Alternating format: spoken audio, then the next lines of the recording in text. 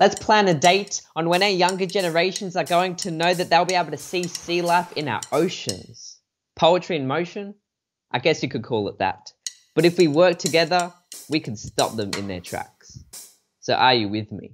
My name is Nikolai, and I'm a video producer here at Mashable. I wanted to do a video series that looks at how we can create a more sustainable and more equitable future.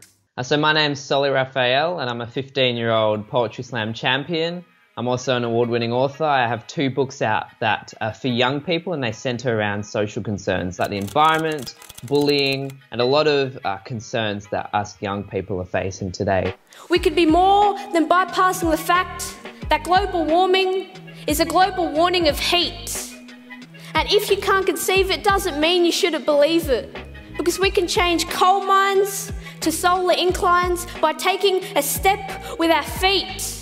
I find it quite spectacular that you're able to find a vocabulary to very, very complex issues that are difficult to speak on at the dinner table. They're difficult to discuss among friends.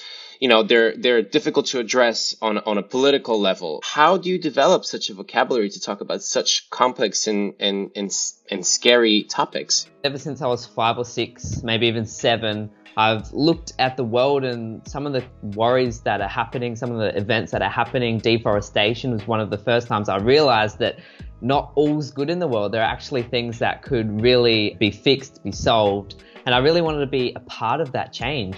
And it was 4 or 5 years ago when I was 10 or 11, I really just wanted to get out there. I wanted to share what I had to say. I wanted to use my voice. So I started writing books. I started writing poetry. And it was 3 years ago when I was 12 that actually won the National Poetry Slam here in Australia. So don't justify equality of quality frivolities, because inequality and equality is policy. Polity isn't a jollity or prodigality, and a colony's odyssey of psychological honesty is honestly an oddity. For me, you know, I've always loved hip-hop and rap and writing and rhyming. So for me, it was really fun. But when I started to realize, like, actually, wait a minute, all these performance poets, and in their performance poetry, they're speaking about, you know, big hitting issues. They're, you know, really expressing a lot of emotion. And I connected with that because I'm always looking for new ways and new platforms that I can raise awareness for issues that I believe in. So, you know, performance poetry can really hit home differently for a lot of people.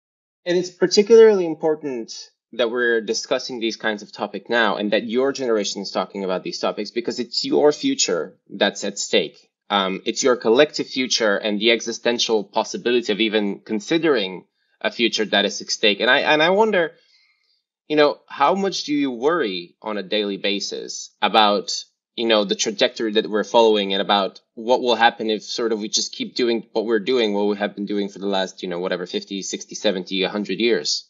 Well, I strongly believe that our political, our social, our economic systems, they're not only holding us back, they're not only broken, but they're failing us.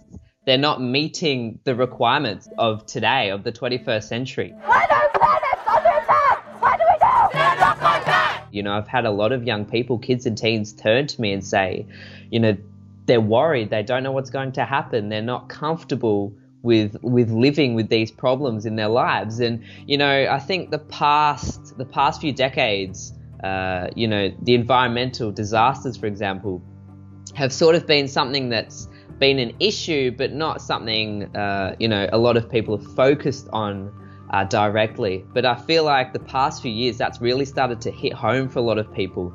You know, a lot of people are actually dealing with these kind of issues in their own lives, and not just environmental wise, you know, all different issues. You know, I feel we're living in a really unrealistic world. You know, for us young people, anyone under 25, you know, we've kind of just had to kiss goodbye the idea of owning a house or having financial freedom, because the systems in which we're living in are broken and they're failing us.